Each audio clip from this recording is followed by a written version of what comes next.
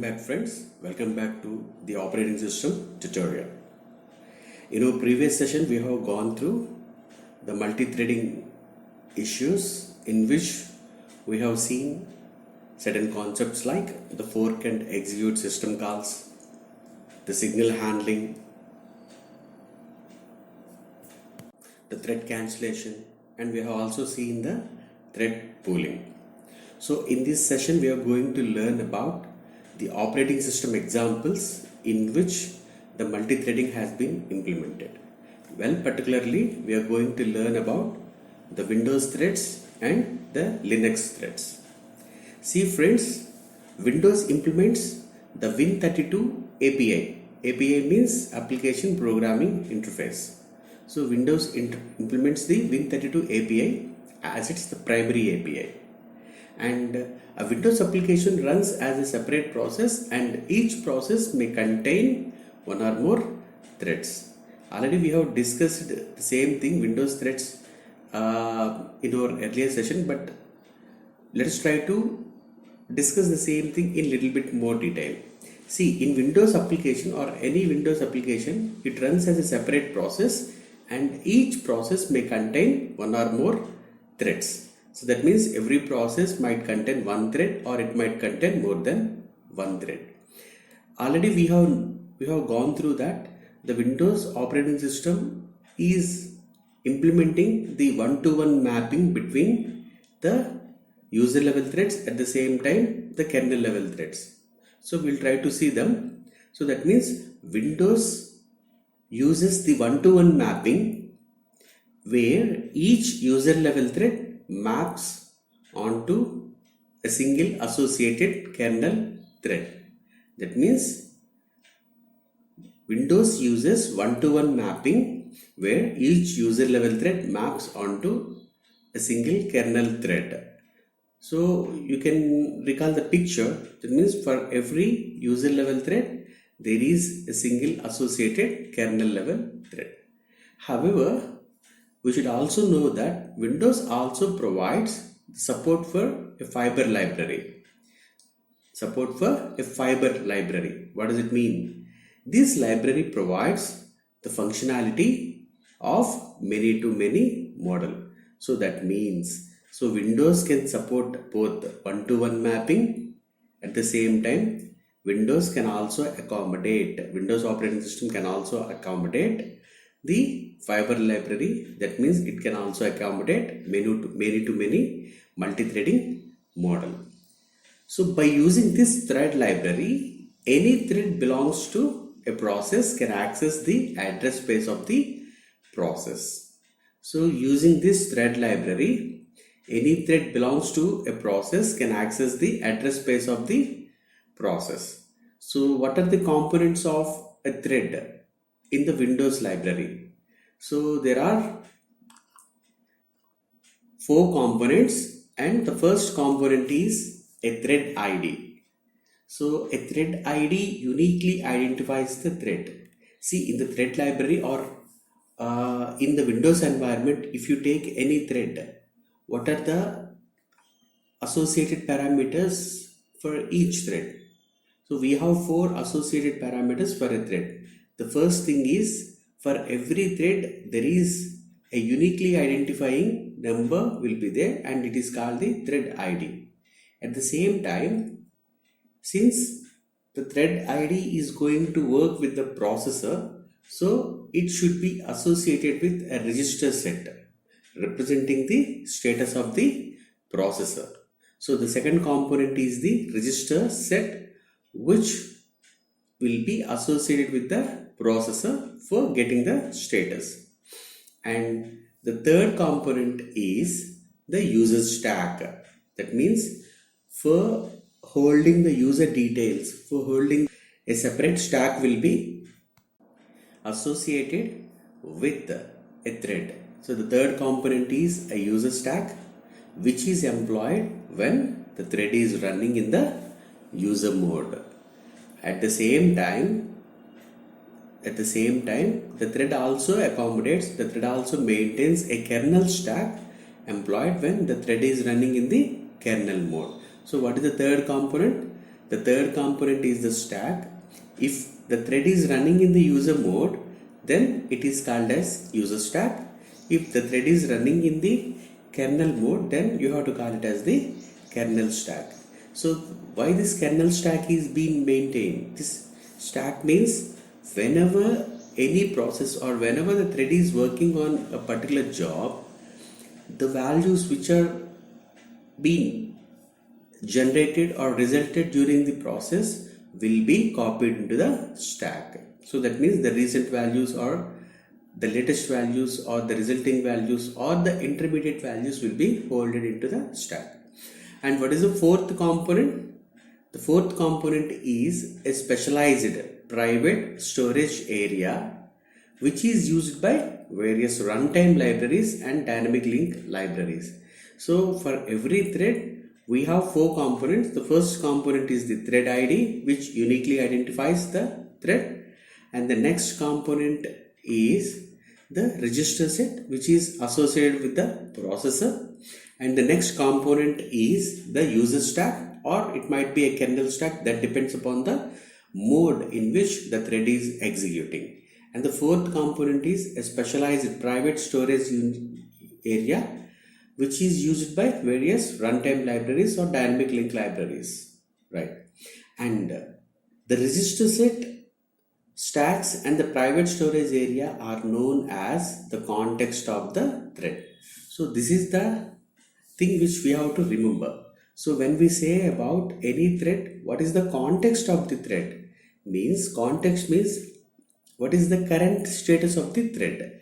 So the current status indicates the values of the register set, the values of the stack, and the contents regarding with the private storage area. So the combination of these three components indicate the current context of a thread. So primary data structure of a thread includes three data structures. The first one is executive thread block, also called as ETHREAD, and the second data structure is kernel thread block, also called as the KThread, and the third data structure of a thread is the thread environment block. So totally it contains three blocks. Now let us recall what we have seen. See, in the Windows environment, now we are learning the Windows environment. So in the Windows environment, the thread or the multiplexing of the thread is being mapped using the one-to-one mapping, or something like for every single user level thread there is a single kernel level thread mapped. And even the Windows API or Windows environment also implements the fiber threading. That means it can also accommodate the many-to-many multi-threaded model.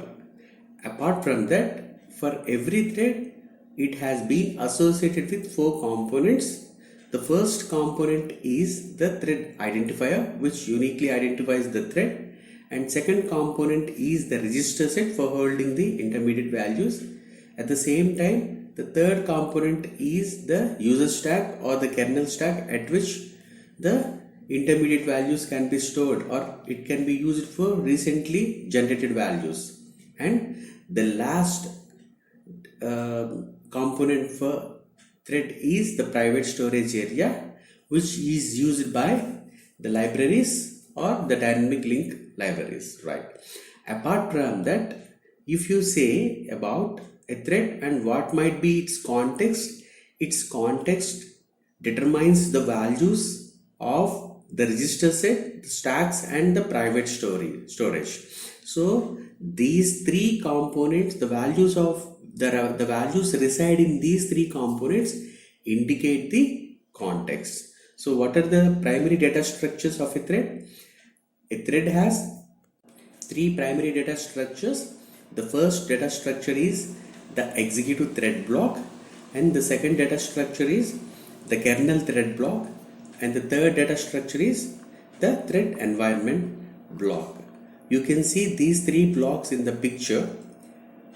The key components of the executive thread include a pointer to the process to which the thread belongs to, and it also holds an address of the routine in which the thread starts control. So what does this executive thread includes? See, this executive thread includes the thread starting address, and it also contains a pointer to its parent process. Simple.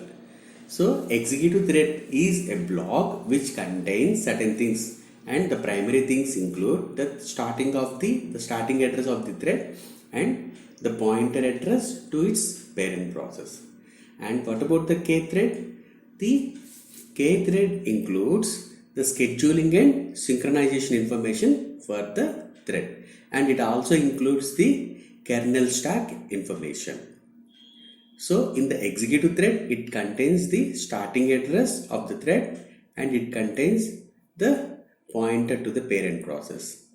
At the same time, the K thread includes the synchronization information. At the same time, it includes the scheduling information.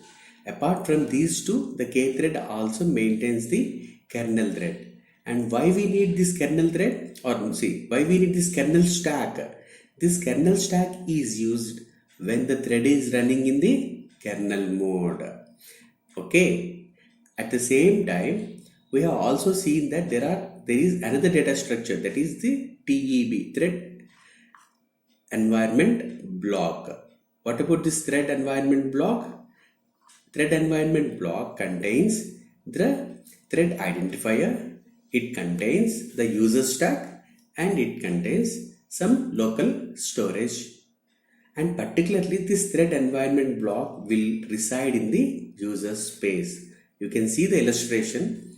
The executive thread and the kernel thread, both these blocks reside in the kernel space, whereas the thread execution block or the thread environment block reside in the user space. And this thread environment block contains the thread identifier, the user stack, and the thread local storage.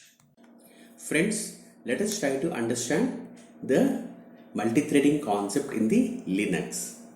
So Linux provides the fork system call. Linux provides the fork system call with the traditional functionality of duplicating a process.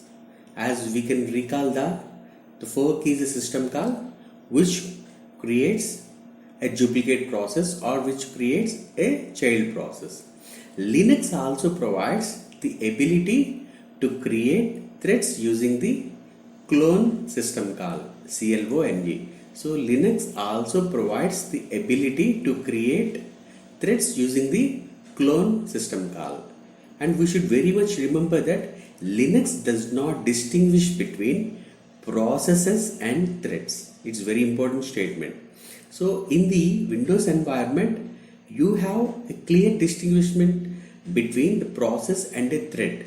But when you speak about the Linux does not distinguish between processes and threads. That means both process and thread will be considered as the same entity in the Linux.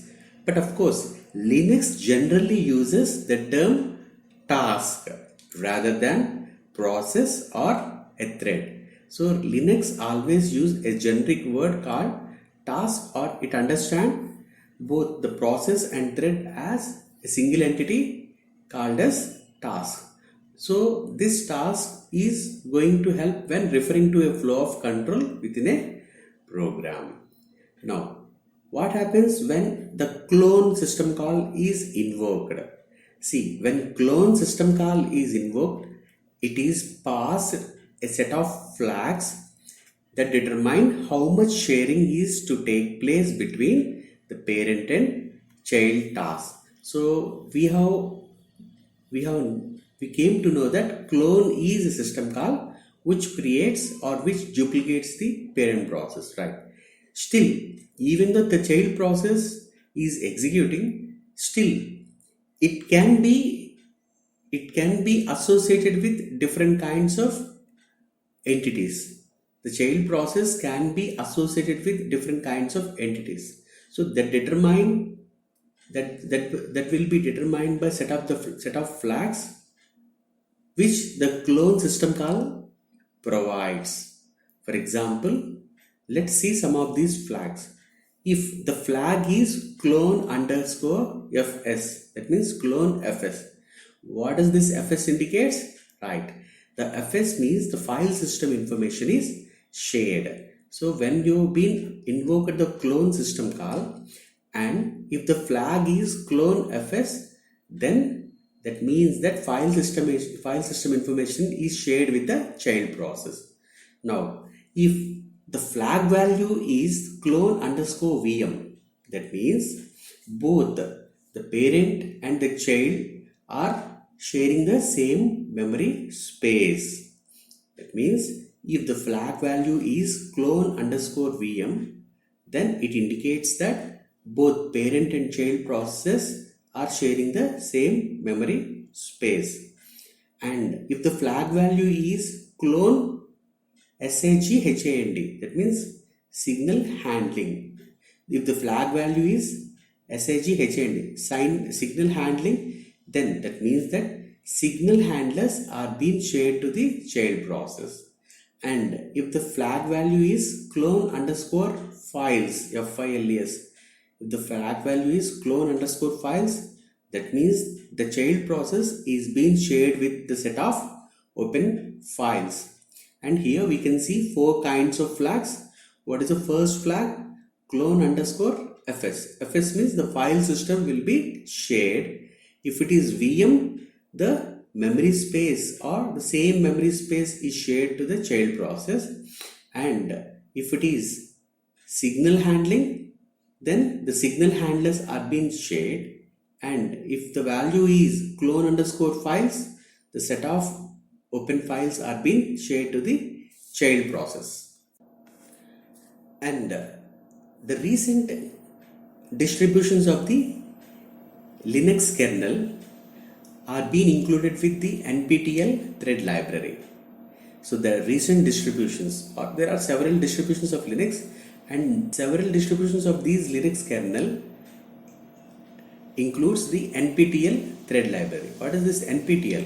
NPTEL means, NPTEL stands for the native POSIX thread library. As we have already learned the same thing, POSIX library, thread library in our earlier sessions. Anyway, NPTEL is a thread library which stands for the native POSIX thread library. So Linux includes this NPTEL thread library. And what exactly this NPTEL is providing? This NPTEL is providing a POSIX compliant thread model for Linux systems along with several other features such as better support for SMP systems. Friends, don't be confused with SMP systems. SMP systems indicates the symmetric multiprocessing systems. So these NPTEL library gives a full-fledged support or a complete support for implementing the symmetric multiprocessing systems. The main intention of the threading itself to improve the parallel processing. So symmetric multiprocessing systems is going to take the help of the NPTEL libraries. And the startup cost for creating a thread is lower with NPTEL when compared to the traditional Linux threads. See, this is the latest revision of the thread libraries. NPTEL is the latest revision or refinement of the thread library, and we can see that creating a thread, or the cost for creating a thread, is much more improved or much more better than creating a thread in a traditional way. Finally, with the NPTEL, the system has the potential to support hundreds of thousands of threads. So the basic advantage of using the NPTEL is it can create hundreds of thousands of threads. So that means such kind of NPTEL support become more important with the growth of multi-core and other symmetric multiprocessing systems. So such kind of NPTEL library always gives much performance with the improved number of processors. So this is about the thread implementation in the Linux distributions. So in the Linux distributions, it is implementing, or it is using, or it has been included with the latest versions. What is that included? So it has been included with the NPTEL library, which is also called as the native POSIX thread library, which is far more better than the conventional thread libraries. In the today's class, we have learned about the operating system examples, especially with the Windows environment and with the Linux environment.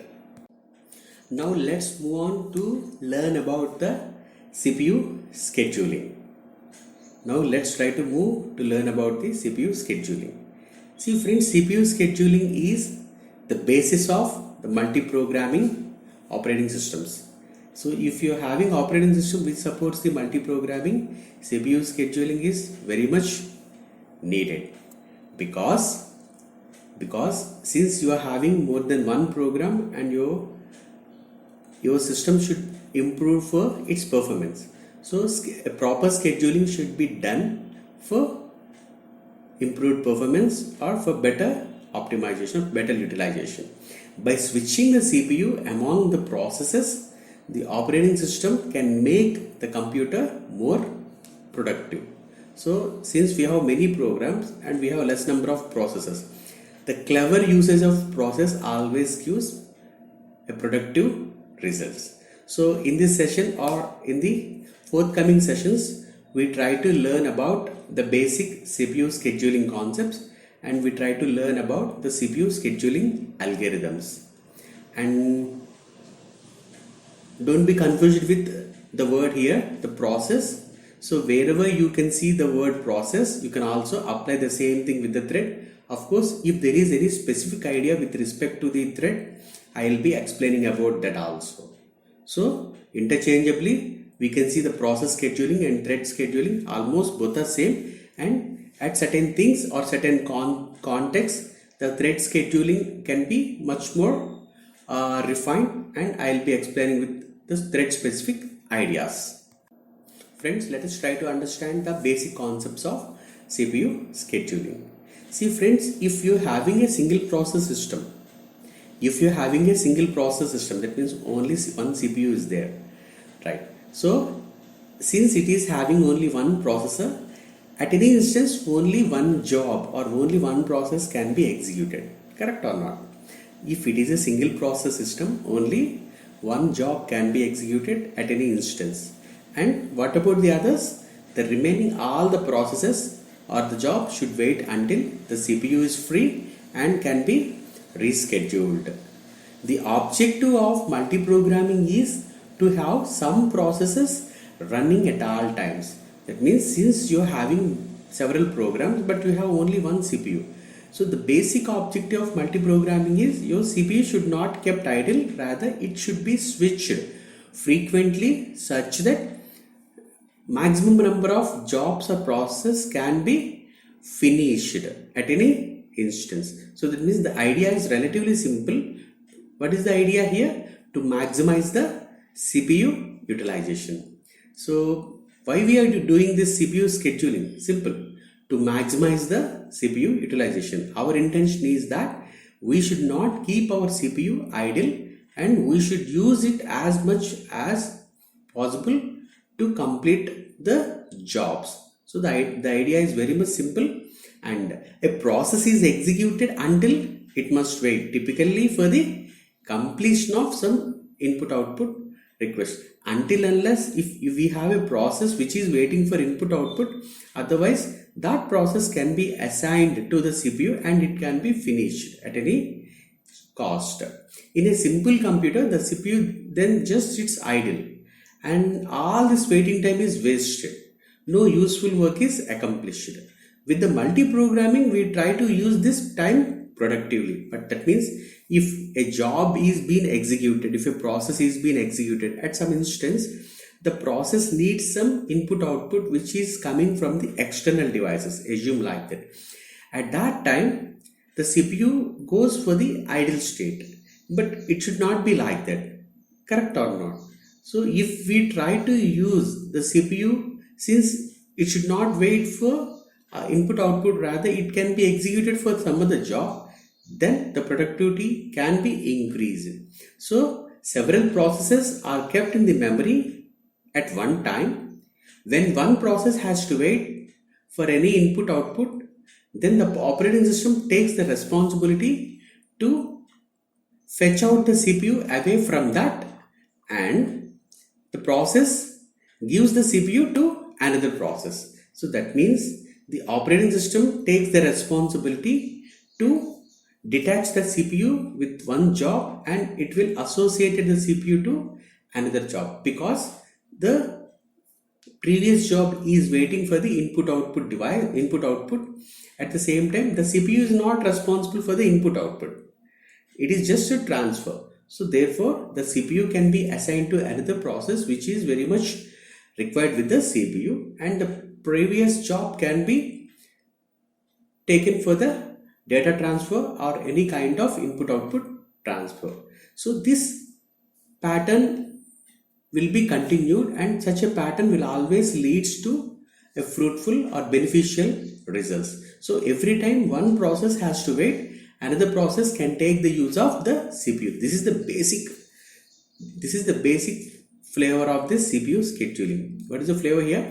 Every time one process has to wait, and another process can take over the use of the CPU. So scheduling of this kind is the fundamental of the operating system function. So whenever you say that operating system is doing the CPU scheduling, so what does it mean? It simply means that if a process is waiting for some input output or for any external event, instead of making the CPU idle, if the CPU can be associated with any other job, then it can be said as the better CPU scheduling. This is the fundamental operating system operation or the function. Almost all the computer resources are scheduled before use. So that means the CPU is, of course, is one of the primary computer resource. Therefore, its scheduling is the central to the operating system design. So we have to remember that since the CPU is one of the primary resource for any process to be executed. Therefore, scheduling the CPU is one of the biggest tasks or one of the biggest challenge or the fundamental activity of the operating system. Friends, the CPU scheduling depends upon certain factors, and the first factor is the CPU and the IO burst cycle. The first factor is the CPU or the IO burst cycle. What exactly that means? That means that for any process, it will contain certain amount of space which needed to be executed by the CPU. At the same time, that process might be containing some amount of time for input output transfer. So the amount of time which requires for the CPU utilization is called the CPU burst cycle. At the same time, the amount of time which needs for data transfer from the input output device is called the IO burst cycle. If you look at the picture, you can understand that a process which is currently executing or a process which is going to be executed by the CPU, you can see that in the initial time some part of the code is required to be executed by the CPU, that is called the CPU burst, and later it is waiting for some input output data transfer, so that is called the IO burst.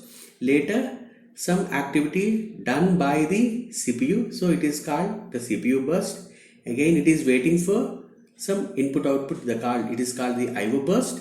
Again it is trying to work with the CPU, so the CPU burst to store and read the data from the files. Again it is waiting for the input output, so it is the IO burst. So that means if you have a process, you can assume that the process always contains an amortization of some CPU bursts and some IO bursts. So we have to keep these things in the mind before scheduling the CPU to any process. That means the operating system should keep these things, should keep the CPU burst cycles to go through the IO burst cycles before scheduling the CPU to any process. So that means that the operating system always looks for how much amount of time that process is needed with the CPU and how much amount of time that process is needed with the IO. So based upon these calculations, the operating system makes the CPU scheduling. So that means the distribution of CPU burst and IO burst gives an important, or it is an important factor in the selection of appropriate CPU scheduling algorithm. Okay friends, we'll try to see other factors for CPU scheduling algorithms in our next session. Anyway, in the current session what we have learned? We have learned about the operating system examples, well, particularly with respect to the multi-threading, and after that we came to know that for doing the CPU scheduling, the operating system needs, or operating system considers certain factors, and the first factor is the CPU burst or the IO burst. The distribution of CPU burst and the IO burst is an important factor which gives or which drives in selecting the appropriate CPU scheduling algorithm. So that's all friends. Hope you have enjoyed the session. Hope you understood the concepts which we have learned in this session. Have a nice day. We'll meet again soon. Bye.